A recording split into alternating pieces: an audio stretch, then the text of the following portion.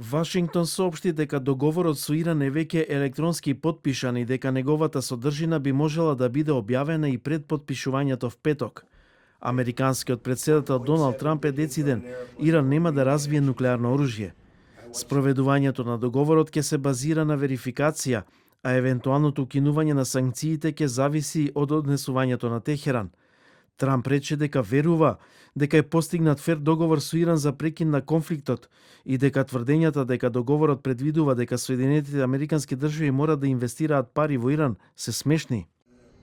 Сметаме дека е фер договор, добар договор. Не вложивме никакви пари, не сме обврзани да вложиме никакви пари во Иран. Имаме право да го сториме тоа ако сакаме, но не вложуваме никакви пари во тоа. Израел останува на ставот дека Иран нема да има нуклеарно оружје со или без договор, додека Техеран предупредува дека Соединетите Американски држави ќе сносат одговорност за евентуални прекршувања од сојузници во регионот. Иранскиот министер за надворешни работи Абас Аракчи изјави дека нова рунда разговори со САД ќе почне на денот на потпишувањето на договорот, истакнувајќи дека процесот на преговори е поделен на две фази.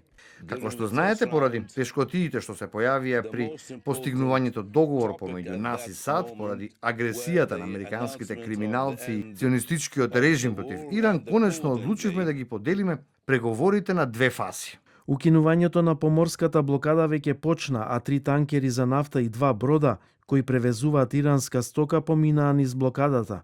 Соединетите Американски држави и Иран прогласија моментален и траен прекид на воените операции на сите фронтови. Церемонијата на потпишување на меморандумот за разбирање е најавена за в петок во Женева.